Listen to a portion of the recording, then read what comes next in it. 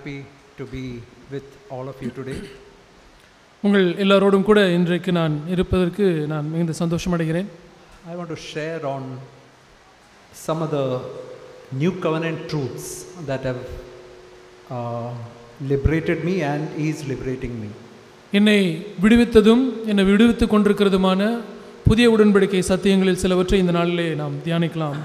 See, if we are living in condemnation and discouragement, நீங்கள் ஒரு விதமான குற்ற உணர்வோடு ஆக்கினை தீர்ப்பு அடைகிற ஒரு நிலைமையில இருப்பீர்களானால், we are living in fear and insecurity. Fear and insecurity. பயமும் ஒரு ஒரு பத்திரமில்லாத ஒரு உணர்வோடு, பாதுகாப்பற்ற உணர்வோடு இருப்பீர்களானால், if we are living with seeking the glory of man, நாம் glory of man, மனுஷனுடைய கனத்தை நாம் தேடுகிறவர்களாய் இருப்போமானால், if we live with resolutions and determinations, நாமவே ஒரு தீர்மானங்களையும் ஒரு முடிவுகளையும் எடுத்து அப்படியாய் நாம் பிரயாசப்படுவோமானால், we are living in the old covenant. நாம் பழைய உடன்படிக்கையிலே நாம் வாழ்ந்து கொண்டிருக்கிறோம். God wants all of us to be liberated.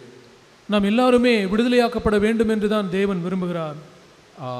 Many of the truths I share you might have already heard, but still I need to hear, we need to hear these things again. நான் இப்பொழுது பகிர்ந்து கொள்ள போகிற சத்தியங்களை நீங்கள் ஒரு சிலவற்றை நீங்கள் ஏற்கனவே கேட்டிருப்பீர்கள். ஆனால் அவைகளை நீங்களும் நானும் திரும்பமாக கேட்க வேண்டும். The first thing is we can read in Hebrews chapter 8 verse 12. முதலாவது சத்தியம் எபிரேயர் 8:12 இருக்கிறது. Is written, I'll be merciful to their iniquities, the sins and lawless deeds I will remember no more. நான் அவர்கள் அநியாயங்களை கிருபையாய் மன்னித்து அவர்கள் பாவங்களையும் அக்கிரமங்களையும் இனி நினையாமல் இருப்பேன் என்று கர்த்தர் சொல்கிறார். See, if we have honestly repented of all our sin, நாம் நேர்மையாக நம்முடைய எல்லா பாவங்களிலிருந்தும் நாம் மனந்திரும்பி இருப்போமானால், it's written in Proverbs 28:13 that if we hide our sin, we'll never prosper, but if we confess and forsake it, we'll find mercy. நீதிமொழிகள் 28:13 சொல்லுகிறது, தன் பாவங்களை மறைக்கிறவன் வாழ்வடைய மாட்டான், அவைகளை அறிக்கை செய்து விட்டு விடுகிறவனோ இரக்கம் பெறுவான். See, two things are there. One is confessing. Confessing means admitting, Lord, I am the person who did it. ஒன்று அறிக்கை இடுவது, அதாவது ஆண்டவரே நான் இந்த பாவத்தை செய்திருக்கிறேன் என்று ஒத்துக்கொண்டு அறிக்கை செய்வது. And secondly, to forsake it. Lord, I never in my life want to do it again. இரண்டாவது, ஆண்டவரே இந்த காரியத்தை என்னுடைய வாழ்க்கையில இனி ஒருபோதும் நான் செய்ய மாட்டேன் என்று சொல்லி அவைகளை விட்டு விடுவது. See, when we really go to God with mourning and mourning in our heart, Lord, I don't want that again in my life, Lord, even once. ஆண்டவரே இந்த பாவத்தை என்னுடைய வாழ்க்கையிலே ஒரு முறை கூட நான் செய்யறதுக்கு நான் விரும்பவில்லை என்று சொல்லி இருதயத்திலே ஒரு துக்கிப்போடு நாம் ஆண்டவரிடத்திலே நாம் போவோமானால், God says when we are cleansed by the blood of Jesus, he says that I will remember your sin no more. நாம் பாவங்களிலிருந்து நாம் மனம் திரும்பினால், மெய்யாகவே நாம் மனம் திரும்பினால், நான் உங்கள் பாவங்களை அக்கிரமங்களை நான் இனி நினையாமல் இருப்பேன் என்று ஆண்டவர் சொல்லுகிறார். See, I want to show you this verse in Hebrews chapter 10. எபிரேயர் 10ஆம் அதிகாரத்தில் இருக்கிறதான ஒரு வசனத்தை காண்பிக்கிறேன். And we can see three important things here. இங்கே மூன்று முக்கியமான காரியங்களை நாம் பார்க்கிறோம். In verse 1 to 3. 1 முதல் 3 வரை உள்ள வசனங்கள். So it's written, the law having a shadow of good things to come and not the very image of things, can never with the same sacrifices they offer continuously year by year make those who approach perfect. நியாயப்பிரமாணமானது வரப்போகிற நன்மைகளின் பொருளாயிராமல் அவைகளின் நிழலாய் மாத்திரம் இருக்கிறபடியால் வருஷந்தோறும் இடைவிடாமல் செலுத்தப்பட்டு வருகிற ஒரே விதமான பலிகளினாலே அவைகளை செலுத்த வருகிறவர்களை ஒரு காலம் பூரணப்படுத்த மாட்டாது. So the old covenant can never make a man perfect. பழைய உடன்படிக்கையானது ஒரு மனுஷனை ஒரு காலம் அது பூரணப்படுத்த மாட்டாது. See, when we hear the word perfect, Lord, what is the meaning of I can never attain to that life? நாம் பூரணம் என்கிற வார்த்தையை கேட்கும் பொழுது ஆண்டவரை பார்த்து நாம் சொல்லுவோம், ஆண்டவரே இப்படி பூரணமான வாழ்க்கையை நான் எப்படி நாம் அடைய முடியும்? அது முடியாது. But we heard in the worship time, brother was telling from Hebrews 9:14. துதி நன்றி செலுத்தது வேளையிலே சகோதரர் சொன்னார், எபிரேயர் 9:14 இருந்து, it's written, can be purged, cleansed from our conscience, from all dead works. உங்கள் மனசாட்சியை செத்த கிரியைகள் அற சுத்திகரிப்பது நிச்சயம் என்று சொல்லியிருக்கிறது. Word perfect means I should be perfect in my conscience.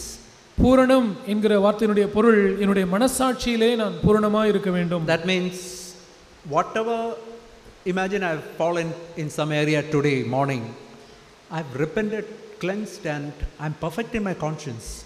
உதாரணமாக இன்று காலையிலே ஏதாவது ஒரு பாவத்திலே நான் விழுந்து விட்டேன் என்றால், நான் அதை அறிக்கை செய்து நான் கழுவப்பட்டு நான் மனசாட்சியிலே நான் சுத்தமாக இருப்பேனானால் நான் பூரணனாக இருக்கிறேன். See, Paul says in 1 Corinthians 4:3, I am conscious of nothing against myself. 1 கொரிந்தியர் 4:3 பவுல் சொல்கிறார், ஆயினும் என்னிடத்தில் யாதொரு 4:4 யாதொரு குற்றத்தையும் அறியேன் என்று சொல்கிறார். See, Paul is not telling that I am not falling anywhere. That's not what he is telling. நான் எந்த பாவத்திலும் நான் விழுகிறதில்லை என்று பவுல் சொல்லவில்லை. What he is telling is I am conscious of nothing. That means in my conscience I am perfect. அதனுடைய பொருள் என்னவென்றால், நான் பாவத்தில் விழவே இல்லை என்று இல்லை, நான் என்னுடைய மனசாட்சியிலே நான் எந்த பாவமும் இல்லை, நான் பூரணமாக இருக்கிறேன், சுத்தமாக இருக்கிறேன் என்று சொல்லுகிறார். See, all of you want to be perfect in your health.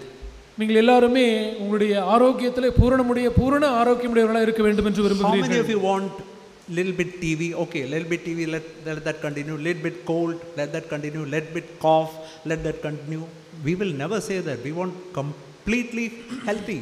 நம்மில் யாராவது கொஞ்சம் சளி, கொஞ்சம் ஜுரம், கொஞ்சம் ஏதாவது ஒரு வியாதி இருந்து விட்டு போகட்டும் என்று நினைக்கிறோமா? இல்லை, நமக்கு பூரணமான ஆரோக்கியம் இருக்க வேண்டும் என்று தான் விரும்புகிறோம். I remember when I was in Mumbai, when I had fever or cold, my father used to call me and say, are you completely free from that? நான் மும்பையில் இருக்கும் பொழுது எனக்கு ஜுரமோ சளியோ இருக்கும் பொழுது என்னுடைய அப்பா என்னை கூப்பிட்டு, உனக்கு முற்றிலுமாக அந்த சளி ஜுரம் எல்லாம் போய்விட்டதா என்று கேட்பார். That's what we desire for our children also. Ourselves, our wife, children, we want to be perfectly healthy. இதைத்தான் நமக்கும் நம்முடைய மனைவிக்கும் நம்முடைய பிள்ளைகளுக்கும் இருக்க வேண்டும். நாம் பூரணமான ஆரோக்கியமுடையவர்களாக இருக்க வேண்டும் என்று விரும்புகிறோம். That is exactly the meaning, that I can be perfect in my conscience. அதுதான் என்னுடைய மனசாட்சியிலே சுத்தமாய் பூரணமாய் இருப்பது என்பதனுடைய பொருள். See, another phrase you can see in verse 2, chapter 10 verse 2. எபிரேயர் 10:2 இன்னும் ஒரு காரியத்தை நாம் பார்க்கிறோம். There is a phrase written, no consciousness of sin. பாவங்கள் உண்டு என்று உணர்த்தும் மனசாட்சி என்று சொல்லப்பட்டிருக்கிறது. See, in the Old Testament there were continuous consciousness of sin. பழைய உடன்படிக்கையிலே அவர்கள் பாவம் உண்டு என்று சொல்லுகிறதான அந்த உணர்வு தொடர்ந்து அவர்களுக்கு இருந்து கொண்டே இருக்கும். As is written in verse 3, there's a reminder of sin year by year. 3ஆம் வசனத்திலே சொல்லப்பட்டிருக்கிறது போல பாவங்கள் உண்டு என்று அவைகளினாலே வருஷந்தோறும் நினைவு கூறுதல் உண்டாயிருக்கிறது. I want to ask you, are you thinking of the sin you have fallen into last Friday or last Wednesday or yesterday? கடந்த புதன்கிழமையோ அல்லது கடந்த வெள்ளிக்கிழமையோ அல்லது நேற்றோ நீங்கள் ஏதோ ஒரு பாவத்தில் விழுந்து அந்த பாவத்தை குறித்து நினைத்து கொண்டிருக்கிறீர்களா? See, please remember, in the Old Testament sins were covered. இதை ஞாபகத்தில் வைத்துக் கொள்ளுங்கள். பழைய உடன்படிக்கையிலே பாவங்கள் மூடப்பட்டன. Imagine some dirt is there. Imagine you put a cloth over it and cover it. இங்கே ஏதோ ஒரு குப்பை இருக்கிறது என்று வைத்துக் கொள்ளுங்கள். அதை ஏதோ ஒரு துண்டையோ ஒரு போர்வையை போட்டு மூடி விடுவது. See, that is the old covenant life. அதுதான் பழைய உடன்படிக்கையின் வாழ்க்கை. But in the new covenant it is not covered, but it is totally cleansed by the blood of Jesus Christ. ஆனால் புதிய உடன்படிக்கையிலே இந்த பாவங்கள் மூடப்படுகிறதில்லை. கர்த்தராகிய இயேசு கிறிஸ்துவினுடைய இரத்தத்தினாலே முற்றிலுமாய் அது கழுவப்பட்டு விடுகிறது. So imagine you go to the Lord and say, Lord, last week I sinned in all these areas. If you have truly repented, you know what the Lord will say? I don't remember them. நீ ஆண்டவரிடத்திலே போய், ஆண்டவரே நான் கடந்த வாரத்திலே இந்த பாவத்தை எல்லாம் செய்தேன் என்று சொல்வீர்களானால் ஆண்டவர் என்ன சொல்லுவார் தெரியுமா? இல்லை, நான் அவைகளெல்லாம் நினைக்கிறதே இல்லை என்று சொல்லுவார். My dear brothers and sisters, this is a very important thing. This is where we have to start in a Christian life. அருமையான சகோதர சகோதரிகளே, இது மிகவும் முக்கியமான ஒரு சத்தியம். இங்கேதான் நம்முடைய கிறிஸ்தவ வாழ்க்கையை நாம் ஆரம்பிக்க வேண்டும். Because there are many believers who are living in condemnation.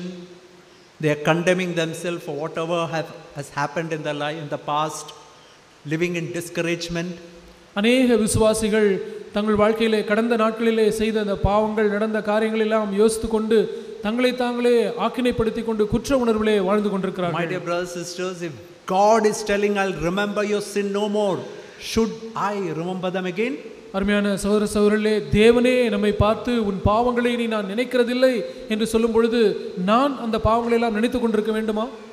Always remember that verse 1 John 1:9. If we confess our sin, God is faithful to forgive our sin and cleanse us from all unrighteousness. நாம் எப்பொழுதுமே 1 யோவான் 1:9 வசனத்தை நாம் நினைவில் வைத்துக் கொள்ள வேண்டும். நாம் நம்முடைய பாவங்களை அறிக்கையிட்டால் பாவங்களை நமக்கு மன்னித்து எல்லா அநியாயத்தையும் நீக்கி நம்மை சுத்திகரிப்பதற்கு அவர் உண்மையும் நீதியும் உள்ளவராய் இருக்கிறார். If you have seen a cat, you can see that it's all the time licking its body and making itself clean. ஒரு பூனையை பாருங்கள், அது எப்பொழுதுமே தன்னையே நக்கிக் கொண்டு தன்னை சுத்தமாய் அது வைத்துக் கொள்ளும். It does not want any dirt in its body. ஏனென்றால் அதனுடைய சரீரத்திலே எந்த ஒரு அசுத்தத்தையும் அந்த பூனை விரும்புகிறதில்லை. That should be our life. அதுதான் அப்படிப்பட்டதுதான் நம்முடைய வாழ்க்கையா இருக்க வேண்டும். That is the mark of a true born again person. அதுதான் மெய்யாகவே மறுபடியும் பிறந்த ஒரு நபருடைய அடையாளம். And we need not have to remember our sin anymore. நாம் அந்த கடந்த கால பாவங்களை நாம் இனி ஒரு காலம் நினைவு கூற வேண்டியதில்லை. Okay, now I am going to tell the second truth. இரண்டாவது சத்தியத்தை நாம் பார்க்கலாம். You know, when we were all in terrible debt once upon a time, debt of sin. நம்முடைய பாவங்களின் நிமித்தமாய் நாம் ஒரு பெருத்த கடன் சுமையுடையவர்களாக நாம் இருந்தோம். You know, when you are forgiven, you come to the zero point. நாம் மன்னிக்கப்படும் பொழுது நம் கடனெல்லாம் திருப்பி செலுத்தப்பட்டு இந்த ஜீரோ நிலைக்கு வந்துருவோம். But the amazing thing is, God does not keep us there. ஆனால் அற்புதமான காரியம் என்னவென்றால் நாம் அந்த பாவம் மன்னிக்கப்பட்ட அந்த ஜீரோ நிலையிலே ஆண்டவர் நம்மை வைத்திருக்கிறதில்லை. God puts a huge amount into our account. நம்முடைய அக்கவுண்டிலே தேவன் ஒரு பெரிய தொகையை அதிலே வைக்கிறார். You know what is that called? அது என்ன தெரியுமா? Justification. அதுதான் நீதிமானாக்கப்படுதல். Declaring that I am totally righteous before God. நான் தேவனுக்கு முன்பதாக முற்றிலும் நீதிமானாய் இருக்கிறேன் என்று ஒரு பிரகடனம் செய்வது. I want to tell you, if you truly believe that, you will come to a tremendous joy and happiness in your life. அதை நான் மெய்யாகவே நான் விசுவாசித்தால் நான் எனக்கு மிகுந்த ஒரு பெரிய சந்தோஷம் உண்டாயிருக்கும். See, I want to show you that verse. It's actually written like that. Romans 4:5. அந்த வசனத்தை நான் காண்பிக்கிறேன். அவ்விதமாகத்தான் அது எழுதியிருக்கிறது. ரோமர் 4:5. Him who does not work but believes on him who justifies the ungodly, his faith is accounted for righteousness. ஒருவன் கிரியை செய்யாமல் பாவியை நீதிமானாக்குகிறவரிடத்தில் விசுவாசம் வைக்கிறவனாய் இருந்தால் அவனுடைய விசுவாசமே அவனுக்கு நீதியாக எண்ணப்படும். Please remember, it's not because of my work. இதை நினைத்து பாருங்கள், இது என்னுடைய ஏதோ ஒரு நான் செய்கிறதுனாலே உண்டாகிறது இல்லை. If I work, I'll get nothing. I'll get zero. If I'm working, I'll get zero. If I'm trying in my own effort. என்னுடைய சொந்த பலனினாலே நான் முயற்சித்து ஏதாவது செய்தால் அதுக்கு பலன் ஒன்றுமே இல்லை. But as an ungodly person, I come cleansed by the blood of Jesus. When I put faith in Jesus, ஒரு அவபக்தியான நபராகிய நான் கிறிஸ்துவுடைய இரத்தத்தினாலே கழுவப்பட்டு அவரிடத்திலே நான் வரும்பொழுது, you know, he puts a huge amount into my account. It's written, faith, righteousness is put to my account by faith. அவனுடைய விசுவாசமே அவனுக்கு நீதியாக, அந்த பெரிய நீதி நம்முடைய கணக்கிலே அது வைக்கப்படுகிறது. See, I want to explain, or in fact, Paul is explaining that in chapter 3, 4 and 5. Pavul இந்த ரோமர் 3, 4, 5 அதிகாரங்களிலே இதை விவரித்து எழுதுகிறார். We can see first of all Romans chapter 3 verse 10 to 18. This is the true condition of every man. ஒவ்வொரு மனுஷனுடைய மெய்யான நிலைமை என்ன என்பதை பவுல் ரோமர் 3ஆம் அதிகாரம் 10 லிருந்து 18 வரை உள்ள வசனங்களிலே எழுதுகிறார். See, if you think that I am good, I am righteous, I am born in a good family, we cannot stand before God. நான் ஒரு நல்ல மனுஷன், நான் நல்ல குடும்பத்திலே பிறந்தவன், சன்மார்க்கன் என்று சொல்வோமானால் நாம் தேவனுடைய சமூகத்திலே நாம் நிற்க முடியாது. We have to remember, we are totally depraved sinners. நாம் மிகவும் பாவியான மனுஷர்கள். We can put our name and read these verses. I want to just tell one of, first of all, I want to put my name. Sam is not righteous. நாம் நம்முடைய பெயர்களை போட்டு இந்த வேத பகுதியை நாம் வாசிக்கலாம். முதலாவது என்னுடைய பெயரை நான் போடுகிறேன். சாம் ஒரு நீதிமான் இல்லை. Sam does not understand. சாம் உணர்வுள்ளவன் இல்லை. He does not seek after God. அவர் தேவனை தேடுகிறதில்லை. He has become totally useless. அவர் வழிதப்பி கெட்டு போய்விட்டார். His throat is an open grave. அவருடைய தொண்டை திறக்கப்பட்ட பிரேத குழி. Just imagine a person is dead and you are put in an open grave. It's terribly smelly. யாராவது ஒரு நபரை ஒரு திறந்த பிரேத குழியிலே போட்டுவிட்டால் அதை பார்த்தால் எப்படி இருக்கும்? ஒரு மிகுந்த நாற்றம் அடிக்கும். His mouth is full of cursing and bitterness. அவருடைய நாவு வஞ்சனையால் நிரம்பியிருக்கிறது. Distraction and misery are in his ways. Verse 16. நாசமும் நிர்பந்தமும் அவர்கள் வழிகளில் இருக்கிறது. Verse 15, his feet is swift to shed blood. அவருடைய கால்கள் இரத்தம் சிந்துவதற்கு தீவிக்கிறது. I want to tell you, if you say no I am better than this, I want to tell you this is God's opinion of every man. நான் இப்படிலாம் இல்லை என்று சொல்லுவோமானால் இதை ஞாபகத்தில் வைத்துக் கொள்ளுங்கள். இந்த காரியங்கள் எல்லாம் ஒவ்வொரு மனுஷனை குறித்தும் தேவனுடைய கருத்து இவ்விதமாய் தான் இருக்கிறது. When I come like that before Jesus, நான் இவ்விதமாக இயேசு கிறிஸ்துவுக்கு முன்பாக நான் வருவேனானால், head to foot, Lord, there's nothing good in me.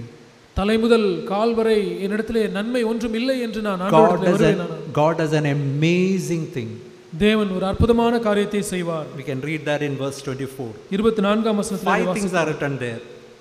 5 things are written there. அங்கே 5 காரியங்கள் எழுதப்பட்டிருக்கிறது. Being justified, that means declared. God declares me totally righteous, as if I have never sinned. நீதிமான்களாக்கப்படுகிறார்கள் என்று சொல்லப்பட்டிருக்கிறது. அதனுடைய பொருள் என்னவென்றால், நான் இதுவரை பாவமே செய்யவில்லை என்பதாய் தேவனே பிரகடனப்படுத்துகிறார். Freely, that means it's totally free.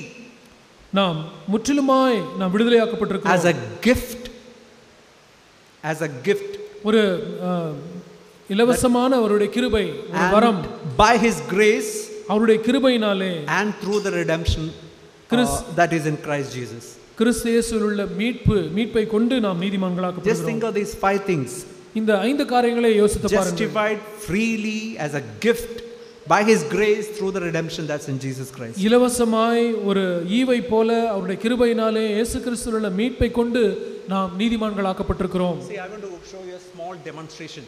ஒரு சின்ன ஒரு உதாரண விளக்கத்தை நான் காண்பிக்க விரும்புகிறேன். This glass is clean. இந்த கிளாஸ் சுத்தமாய் இருக்கிறது. That is a picture of our heart when we are cleansed by the blood of Jesus. நாம் இயேசுவுடைய இரத்தத்தினாலே கழுவப்பட்டிருக்கும் பொழுது நம்முடைய இருதயம் எப்படி இருக்கிறதோ அதை இது காட்டுகிறது. But please remember, we cannot stand like this before God.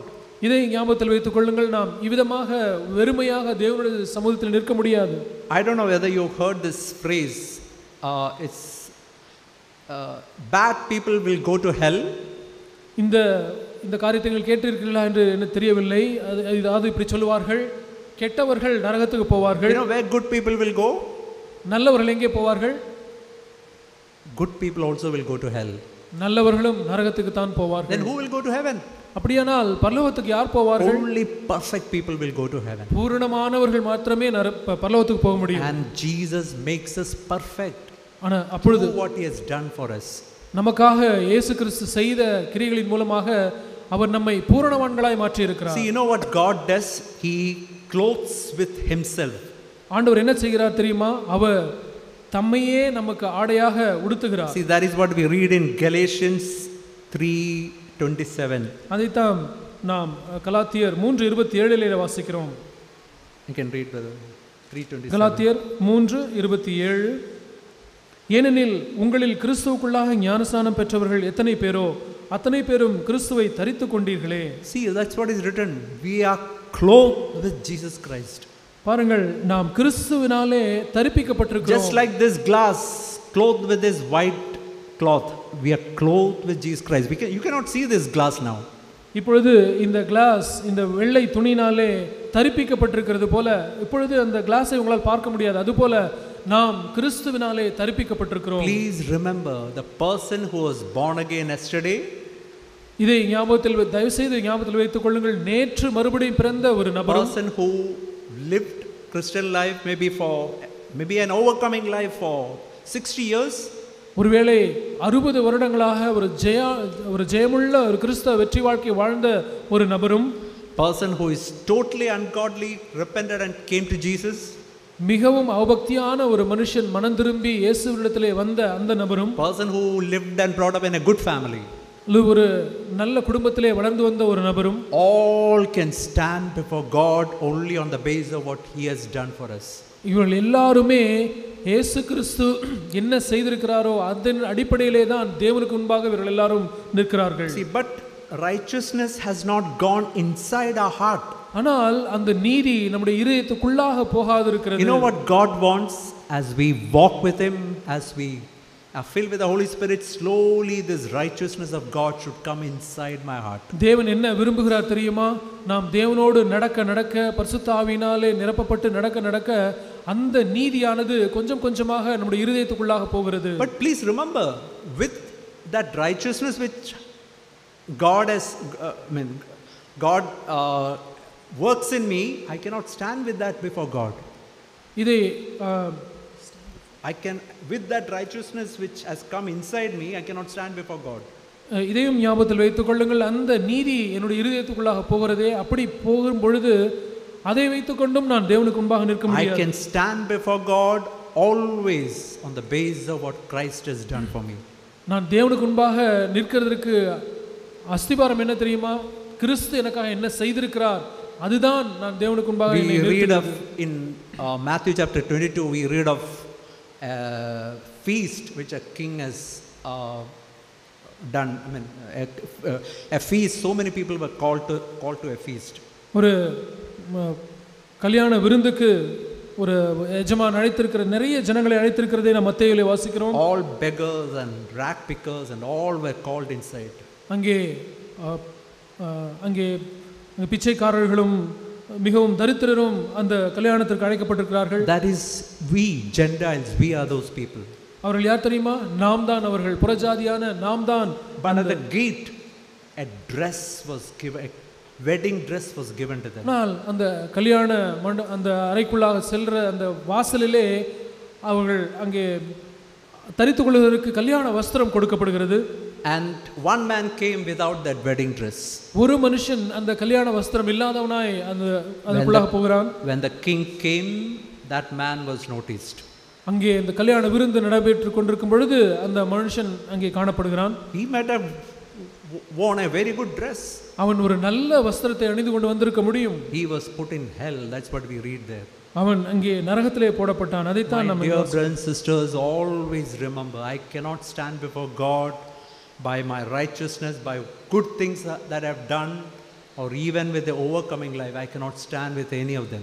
என்னுடைய நீதியினாலே, நான் செய்த நல்ல கிரியைகளினாலே, அல்லது நான் நடந்த வாழ்ந்த அந்த ஜெய வாழ்க்கையினுடைய அடிப்படையிலே நான் தேவனுக்கு முன்பாக நிற்க முடியாது என்பதை சகோதர சகோதரர்கள் தயவு செய்து நீங்கள் ஞாபகத்தில் வைத்துக் கொள்ளுங்கள். When we come to a meeting, we sometimes think, oh, I've lived a good life, I overcame many sins, okay, I can go with boldness to that meeting. நாம் இப்படி சபை கூடுகையிலே வரும் பொழுது நாம் இப்படி கூட நாம் நினைக்கலாம், நான் நல்ல ஜெயமுள்ள வாழ்க்கையை நான் வாழ்ந்திருக்கிறேன், நற்கிரியைகளை செய்திருக்கிறேன், அதனாலே நான் இப்பொழுது தேவனிடத்திலே தைரியமாய் சேர முடியும் என்று நாம் நினைக்கலாம். If you come in that basis, you will be rejected. ஞாபகத்தில் வைத்துக் கொள்ளுங்கள், நீங்கள் இந்த அடிப்படையிலே வருவீர்களானால் நீங்கள் நிராகரிக்கப்படுவீர்கள். A person who has failed so much but who repented, he trusts in the righteousness of Christ, he will be accepted.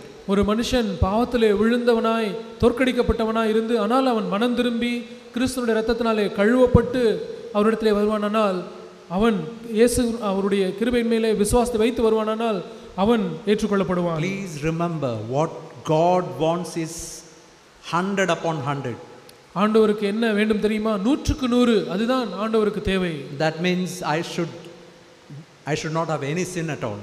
அவருடைய பொருள் என்னவென்றால், என்னிடத்திலே ஒரு பாவமும் இருக்கக்கூடாது. No man can come to that level. எந்த ஒரு மனுஷனும் அந்த ஸ்தானத்திற்கு வந்துவிட முடியாது. That's why we have to be clothed with Jesus Christ. நாம் கிறிஸ்துவினாலே நாம் தரிப்பிக்கப்பட வேண்டும். I just want to show you this verse, Galatians chapter 2. கலாத்தியர் 2ஆம் அதிகாரத்திலே இருக்கிற வசனத்தை நான், This is an amazing word. In one verse 3 times is written about justification. இந்த அருமையான இந்த வசனத்திலே ஒரு வார்த்தை நீதிமானாக்கப்படுதல் 3 முறை எழுதப்பட்டிருக்கிறது. Many times when we go through God's word, we can see Paul emphasizing this again and again and again and again. வேத வாக்கியங்களை நாம் வாசிக்கும் பொழுது நாம் சில சமயங்களிலே பவுல் ஒரு காரியத்தை திரும்பமாக வலியுறுத்துவதை நாம் பார்க்கிறோம். Romans 3, 4, 5, so many times he's telling about justification. ரோமர் 3, 4, 5 அதிகாரங்களிலே அவர் எத்தனையோ தடவை நீதிமானாக்கப்படுதலை பற்றி சொல்கிறார். The reason is because we want everything with a cost. I paid something, I done some work, so okay, that I want. அதனுடைய காரணம் என்னவென்றால் நாம் எப்பொழுதுமே இந்த மனநிலையுடையவர்களாக இருக்கிறோம். நாம் ஏதோ ஒரு கொடுத்து ஒரு விலையை கொடுத்து நாம் உன்னை வாங்குகிற நிலையில் இருக்கிறோம். But we cannot get justification like that. It's totally free. ஆனால் நீதிமானாக்கப்படுதலை நாம் எந்த விலைக்கிரயம் கொடுத்தும் வாங்க முடியாது. அது முற்றிலும் இலவசமாய் கொடுக்கப்படுகிறது. Otherwise we cannot stand before God, we cannot proceed in Christian life also. அப்படி இல்லாவிட்டால் நாம் தேவனுக்கு முன்பாக நிற்கவும் முடியாது, நாம் முன்னேறி செல்லவும் முடியாது. Think of that high priest in the Old Testament. He could come to the most holy place once in a year. அந்த பழைய ஏற்பாட்டிலே இருக்கிறதான அந்த பிரதான ஆசாரியனை நினைத்து பாருங்கள். அவன் வருஷத்திலே ஒரு முறை மாத்திரம் அந்த மகா பரிசுத்த ஸ்தலத்திற்குள்ளாக வர முடியும். That is a shadow of the good things which we are living now. அந்த பழைய உடன்படிக்கையினுடைய காரியங்களுடைய அவைகள் இப்பொழுது நாம் வாழ்ந்து கொண்டிருக்கிறோமே, இதனுடைய நிழல் தான் அந்த காரியங்கள். And you know, by justification, when we are clothed with Christ, we can stand in the most holy place in fellowship with God. கிறிஸ்துவுடைய அந்த நீதியினாலே நீதிமான்களாக்கப்பட்டவர்களாய் நாம் மகா பரிசுத்த ஸ்தலத்துக்குள்ளாக நாம் போக முடியும், தேவனுக்கு முன்பாக நிற்க முடியும், அந்த பரிசுத்த வாழ்வை நாம் அனுபவிக்க முடியும். Okay, we can read that verse 16. 16ஆம் வசனத்தை நாம் வாசிக்கலாம். கலாத்தியர் 2:16.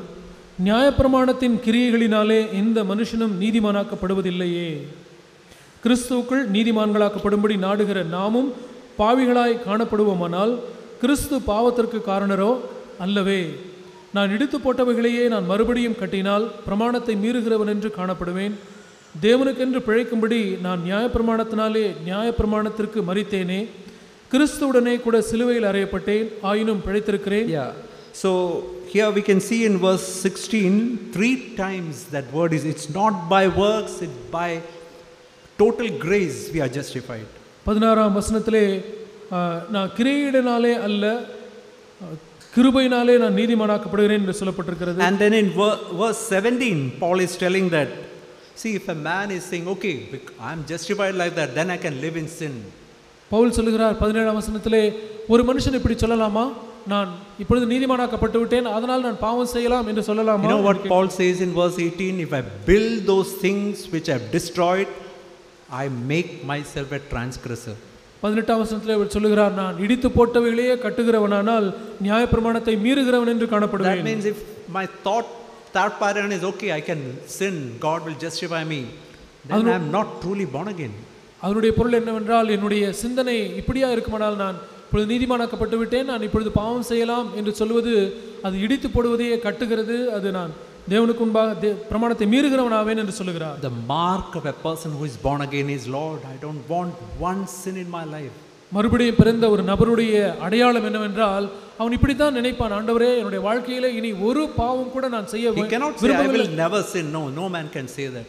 எந்த ஒரு மனுஷனும் நான் இனி பாவமே செய்ய மாட்டேன் என்று உறுதியாக சொல்லிவிட முடியாது. I don't want any sin in my life. ஆனால் என்னுடைய வாழ்க்கையிலே ஒரு பாவத்தை கூட நான் விரும்ப மாட்டேன் என்று சொல்லுவது, that is the mark of a person who is born again. அதுதான் மறுபடியும் மெய்யாகவே மறுபடியும் பிறந்த ஒரு நபருடைய அடையாளம். You know what happens when we are really justified?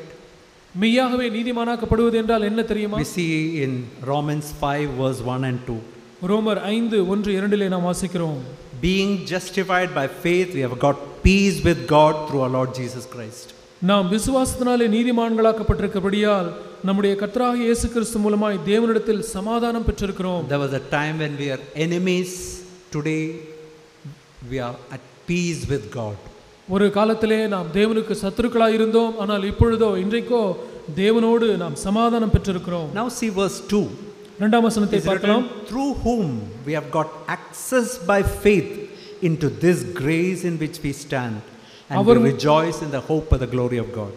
அவர் மூலமாய் நாம் இந்த கிருபையில் பிரவேசிக்கும் ஸ்லாக்கியத்தை விசுவாசத்தினால் பெற்று நிலை கொண்டிருந்து தேவ மகிமையை அடைவோம் என்கிற நம்பிக்கையினாலே மேன்மை பாராட்டுகிறோம். You know why justification is so important? ஏன் நீதிமானாக்கப்படுதல் அவ்வளவு முக்கியம்? Only by that I can have an access before the most holy place. அப்படி நீதிமானாக்கப்படுவதன் மூலமாக மாத்திரம்தான் நான் மகா பரிசுத்த ஸ்தலத்திற்குள்ளாக பிரவேசிக்க முடியும். By faith into this grace in which we stand. விசுவாசத்தினாலே இந்த கிருபையில் பிரவேசிக்கும் ஸ்லாக்கியம் நமக்கு கிடைக்கிறது. That means I come to a place where God's grace can be tremendously available for me. I come to a place where God's grace can be greatly available to me. நான் தேவனுடைய கிருபையை அபரிமிதமாய் எனக்கு கிடைக்கப் பெறுகிற அந்த இடத்திற்கு நீதிமானாக்கப்படுதல் மூலமாகத்தான் நான் வர முடியும். To become more and more like Jesus Christ. அந்த இடத்திலே நாம் வந்தோமானால் நாம் இன்னும் இயேசுவை போல அதிகமாக நாம் See what is written in verse 2. We rejoice, or the word in NASB is written, we exult. Exult means we rejoice greatly in the hope of the glory of God. இரண்டாம் வசனத்திலே NASB ஆங்கில வேதாகமத்தில் எப்படி போட்டிருக்கிறது என்றால், நாம் தேவ மகிமை அடைவோம் என்கிற நம்பிக்கையினாலே களி கூறுகிறோம், நாம் மிகுந்த உற்சாகம் ஆனந்த களிப்படைகிறோம் என்று சொல்லப்பட்டிருக்கிறது. What is the meaning of glory of God? தேவனுடைய மகிமை என்ன தெரியுமா? It is God himself and all that he has. தேவனும் தேவன் தாமே அவர் கூடிய எல்லாமே சேர்ந்ததுதான் தேவ மகிமை. In John chapter 1 verse 14, glory is defined like this. யோவான் 1:14 மகிமை இவ்விதமாக எழுதப்பட்டிருக்கிறது. Word became flesh and dwelt among us, and we have seen his glory as the glory of the only begotten Father, full of grace and truth. யோவான் 1:14 அந்த வார்த்தை மாம்சமாகி கிருபையினாலும் சத்தியத்தினாலும் நிறைந்தவராய் நமக்குள்ளே வாசம் பண்ணினார், அவருடைய மகிமையை கண்டோம், அது பிதாவுக்கு ஒரே பேரானவருடைய மகிமைக்கு ஏற்ற மகிமையாகவே இருந்தது. What is the definition of glory? The all grace of God and all truth of God. மகிமை என்றால் என்ன? தேவனுடைய கிருபை, தேவனுடைய that is available to me now. I got access to that by faith through justification. நீதிமானாக்கப்படுவதன் மூலமாக அந்த கிருபையை அடைகிற ஸ்லாக்கியத்தை நாம் பெறுகிறோம். So how can I proceed in my Christian life? என்னுடைய கிறிஸ்தவ வாழ்க்கையில எப்படி நான் முன்னேறி செல்ல முடியும்? That is what Paul is telling in the remaining verses. We can see in verse 3. மூன்றாம் வசனத்திலே தொடர்ந்து பவுல் சொல்லுகிறார், not only this, but we also exult in tribulation, knowing that tribulation produces perseverance, and perseverance character, and character hope. Romans 5:3 and 4. ரோமர் 5ஆம் அதிகாரம் 3-4 வசனங்களிலே சொல்லப்பட்டிருக்கிறது. அது மாத்திரமல்ல, உபத்திரவம் பொறுமையையும், பொறுமை பரீட்சையும், பரீட்சை நம்பிக்கையும் உண்டாக்குறது என்று நாங்கள் அறிந்து உபத்திரவங்களிலேயும் மேன்மை பாராட்டுகிறோம். So Paul is telling that first of all we can exult that Lord, all this glory of God is available to me. ஆண்டவரே, தேவனுடைய மகிமையாகி இவைகள் எல்லாம் எனக்கு கிடைக்கப்பெறுகிறதே என்று சொல்லி ஆனந்த களிப்படைகிறார் Pavul. When I see that, I also exult in all tribulations, trials that come my way. அதை பார்க்கும் பொழுது எனக்கு நேரிடுகிற உபத்திரவம், சோதனை இவைகள் எல்லாவற்றிலேயும் கூட அவர் மகிழ்ச்சி அடைகிறார். Because only through these trials I can come to that glory of God. ஏனென்றால் இந்த உபத்திரவங்கள், பாடுகள் வழியாகத்தான் தேவனுடைய மகிமையை நாம் பார்க்க முடியும். When we go through trials, it's painful, it's difficult, but in the midst of that we exult, we rejoice. சோதனைகள், பாடுகள் மூலமாக செல்லும்போது அது நமக்கு வேதனை அளிக்கிறதா இருக்கிறது. ஆனால் தேவனுடைய மகிமையை அடைகிறதுனாலே நாம் மிகுந்த களி கூறுகிறோம். Tribulation first of all produces perseverance. அவர் சொல்கிறார், உபத்திரவம் பொறுமையை முதலாவது உண்டாக்குகிறது. Please remember, perseverance means I keep at it, I continue at it. Lord, I want to come to your glory. I want your nature in my life. I want an overcoming in my life. But sometimes I fall. Get up and continue fighting. பொறுமை என்றால் எப்படி என்றால், நான் தொடர்ந்து நான் இந்த உபத்திரவமாக இருந்தாலும் சரி, நான் இதில் நிலைத்திருக்க நான் விரும்புகிறேன், நான் உம்முடைய மகிமையை நான் எப்படியாவது அடைந்து கொள்ள வேண்டும் என்று நான் தொடர்ந்து செல்கிறேன். ஒருவேளை விழுந்து விட்டாலும் கூட எழுந்து நான் சுத்திகரிக்கப்பட்டு கழுவி நான் முன்னேறி நான் செல்கிறேன். Please remember, trials directly does not lead us to an overcoming life. இதை புரிந்து கொள்ளுங்கள். கிறிஸ்து நம்மை அப்படியே உடனடியாக ஒரு ஜெயம் கொள்கிற வாழ்க்கைக்கு நடத்தி விடுகிறது இல்லை. Many times we fall so many times. அநேக சமயங்களிலே நாம் அடிக்கடி நாம் விழுகிறதின் மூலமாக That is where we have to quickly get up and continue fighting. நாம் அப்படி விழும் பொழுது உடனடியாக எழுந்து நாம் தொடர்ந்து நாம் போராடுகிறோம். That is the meaning of perseverance. அதுதான் பொறுமை. You know, as I continue persevering, you know what happens? It's an amazing thing written here. God's character gets formed in my life. நாம் அதிலே தொடர்ந்து இருக்கும் பொழுது என்ன சொல்லுகிறது என்னென்ற அற்புதமான காரியம், தேவனுடைய குணாதிசயம் நமக்குள்ளாக உருவாகிறது. And character, hope. இந்த நம்பிக்கை உண்டாகிறது. You know what is this hope? Hope that I can have more of tribulation, more of perseverance, and more of God's character. அந்த நம்பிக்கை என்றால், நான் இன்னும் உபத்திரவங்கள், இன்னும் பாடுகள் எனக்கு வரும், அதன் மூலமாக நான் இன்னும் அதிகமான தேவனுடைய மகிமை அடைவேன் என்கிறது தான் அந்த நம்பிக்கை. And then this amazing word, verse 5, hope does not disappoint because love of God has been poured out in our heart through the Holy Spirit. அடுத்து அற்புதமான வசனம் வருகிறது 5ஆம் வசனத்திலே, மேலும் நமக்கு அருளப்பட்ட பரிசுத்த ஆவியினாலே தேவ அன்பு நம்முடைய இருதயங்களில் ஊற்றப்பட்டிருக்கிறபடியால் அந்த நம்பிக்கை நம்மை வெட்கப்படுத்தாது. My dear brothers, this is the most vital thing in the new covenant. எனக்கு அருமையான சகோதர சகோதரிகளே, இதுதான் மிகவும் முக்கியமான காரியம் நாம் புரிந்து கொள்ள வேண்டியது. Holy Spirit has to be poured out into our heart. பரிசுத்த ஆவியானவர் நம்முடைய இருதயங்களிலே ஊற்றப்பட்டிருக்க வேண்டும். You know what happens when Holy Spirit is poured out? பரிசுத்த ஆவியானவர் நமக்குள்ளாக ஊற்றப்படும்போது என்ன நடக்குது தெரியுமா? In the Old Testament, when Holy Spirit is poured out, we know Samson was carrying a city gate and walking to the mountain. பழைய ஏற்பாட்டிலே பரிசுத்த ஆவியானவர் ஊற்றப்பட்ட பொழுது, உதாரணமாக சிம்சோனை நாம் பார்த்தோமானால், பரிசுத்த ஆவியானவர் வந்த பொழுது அவர் அந்த நகரத்தினுடைய வாசல் அந்த கதவை தூக்கி கொண்டு அவ்வளவு தூரம் நடந்து போனார். Samson could tear a lion to pieces.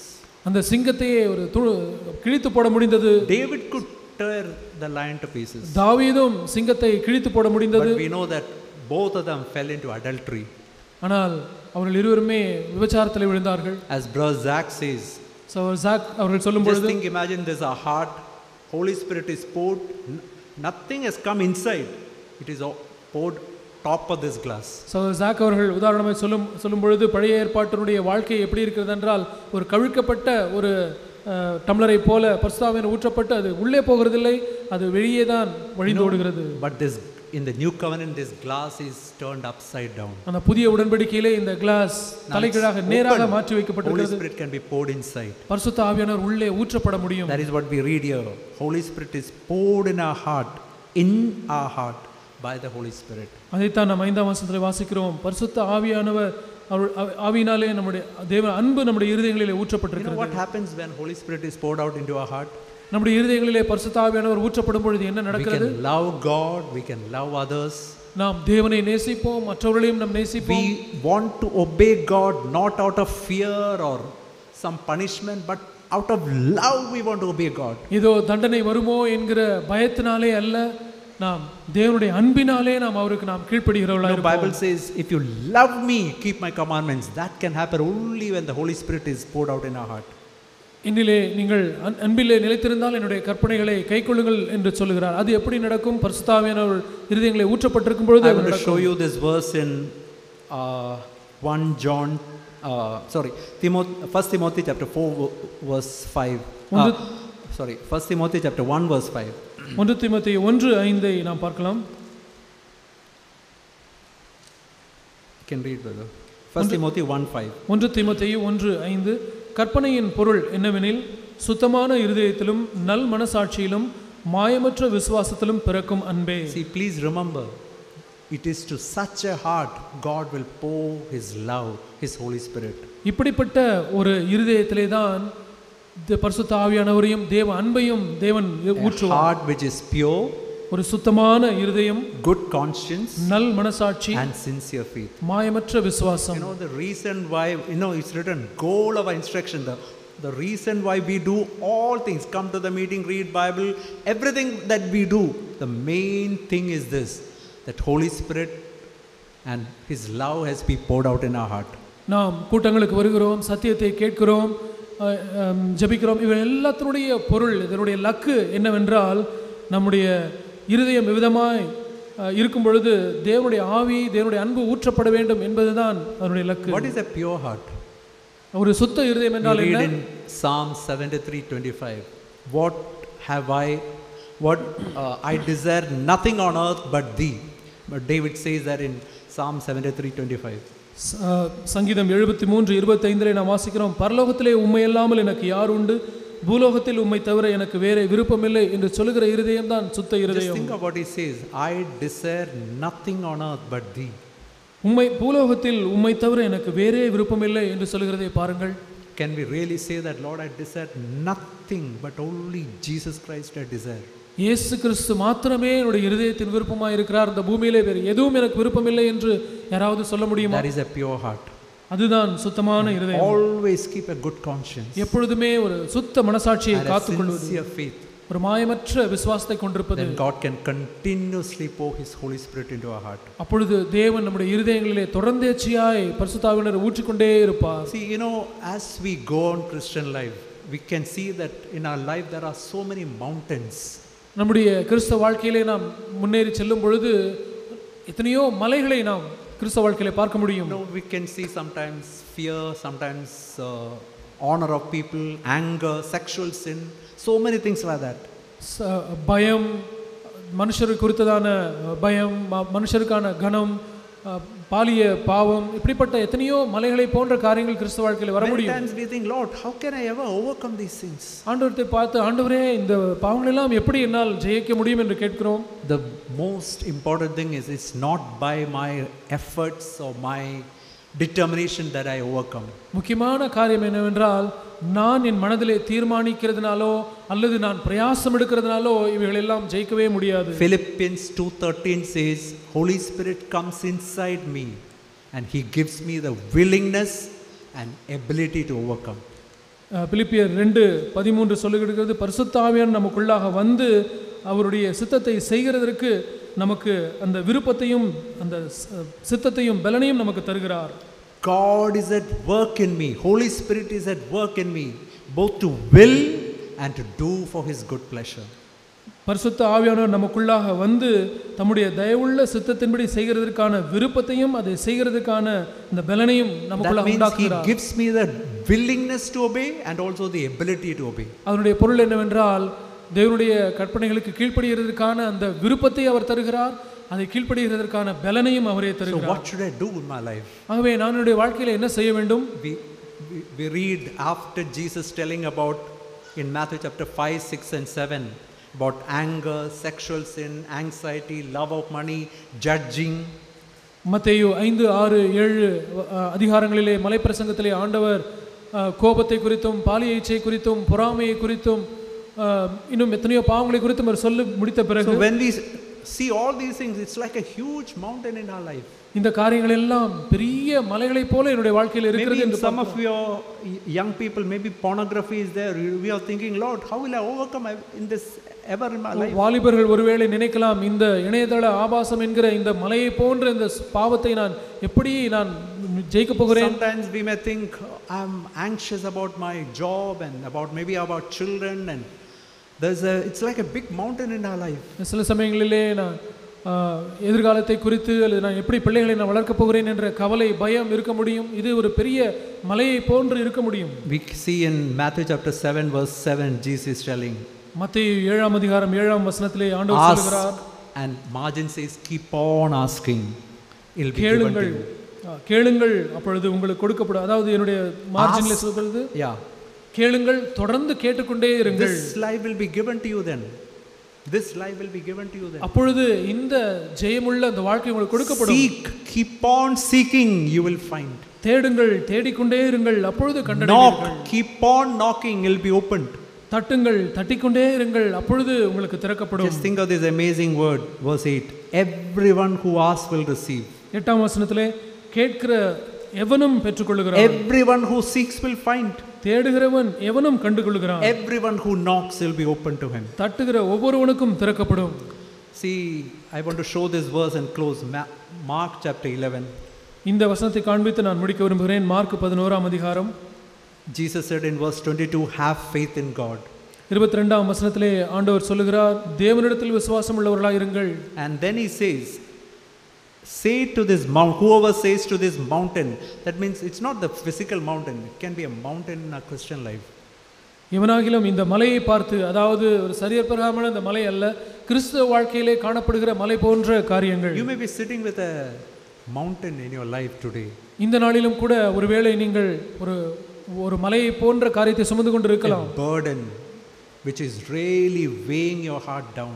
உங்களுடைய இருதயத்தை சோர்ந்து போக பண்ணுகிற ஒரு அழுத்துகிற ஒரு பாரமாய் அது இருக்க முடியும். Sin which is entangling you so many times, making you fall so many times. உங்களை சுற்றி நெருக்குகிற அந்த பாவம், அடிக்கடி நீங்கள் விழுகிற அந்த பாவமாய் இருக்க முடியும். Jesus says, tell to this mountain, be removed and cast into the sea.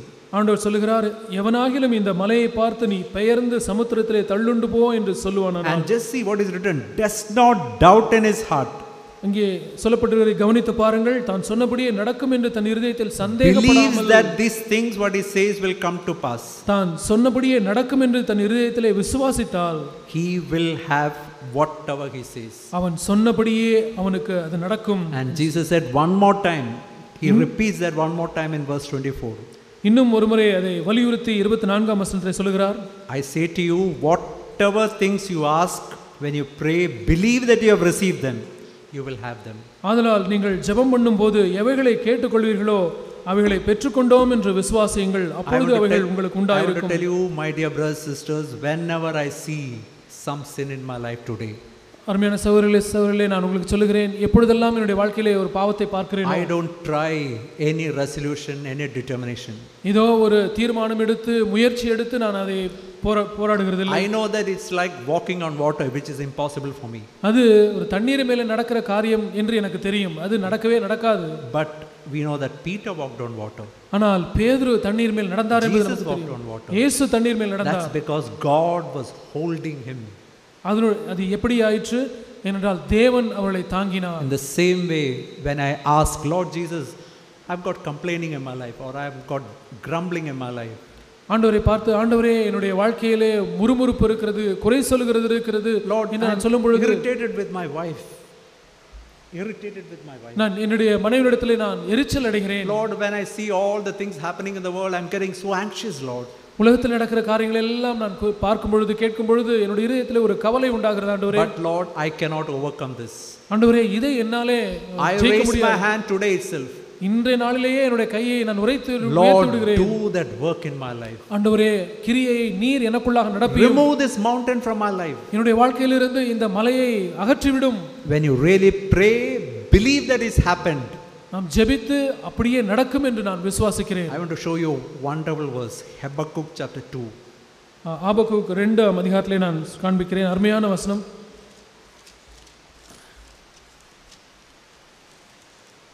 I think Habakkuk chapter 2 verse 5, I think. ஆபக்கூக் 2:5. No, 1 minute. Yeah, verse 3. Habakkuk chapter 2 verse 3. ஆபக்கூக் 2ஆம் அதிகாரம் 3ஆம் வசனம். You can read, brother. குறித்த காலத்துக்கு தரிசனம் இன்னும் வைக்கப்பட்டிருக்கிறது, முடிவிலே அது விளங்கும், அது பொய் சொல்லாது, அது தாமதித்தாலும் அதற்கு காத்திரு, அது நிச்சயமாய் வரும், அது தாமதிப்பதில்லை. Just think of the second part. Though it tarries, that means you prayed for something, you will not get it immediately. Though it tarries, you wait for it, it will surely come. It will not tarry. இந்த இரண்டாவது பகுதியை பாருங்கள். அது தாமதித்தாலும் என்று சொல்லியிருக்கிறது. அதாவது நாம் சில காலம் அதுக்காக நாம் ஜெபிக்கிறோம், அது தாமதிக்கிறது. அப்படி தாமதித்தாலும் அதற்கு காத்திருக்க வேண்டும், அது நிச்சயமாய் வரும், அது தாமதிப்பதில்லை. God is seeing whether you really value it at any cost. அந்த ஜெயங்கொள்ளுகிற வாழ்க்கையை நீங்கள் எந்த விலைக்கரை கொடுத்தாகிலும் அதை நீங்கள் மதிக்கிறீர்களா என்று ஆண்டவர் பார்க்கிறார். Continue to knock and seek and ask. நீங்கள் தொடர்ந்து கேட்டுக்கொண்டும் தட்டிக்கொண்டும் தேடிக்கொண்டும் இருப்பீர்களானால் உங்களுக்கு see that God is working that life in your life. தேவன் உங்களுடைய வாழ்க்கையிலே கிரியை செய்வதை நீங்கள் பார்ப்பீர்கள். That is the way we live in new covenant. அப்படித்தான் நாம் புதிய உடன்படிக்கை வாழ்க்கையை வாழ முடியும். Not by our effort but by what he has done. நம்முடைய சுய பலத்தினாலே அல்ல, அவர் செய்த கிரியைகள் மூலமாக. Holy Spirit holds me today. பரிசுத்த ஆவியானவர் என்னை இன்று தாங்குகிறார். As is written in Hebrews chapter 1, he upholds everything by the word of God. எபிரேயர் 1ஆம் அதிகாரத்திலே நாம் வாசிக்கிறது போல தம்முடைய வார்த்தையினாலே சகலத்தையும் அவர் தாங்குகிறார். That is the life to which Jesus is calling us. அந்த வாழ்க்கைக்கு தான் இயேசு நம்மை அழைக்கிறார். May God help us. தேவன் நமக்கு உதவி செய்வாராக.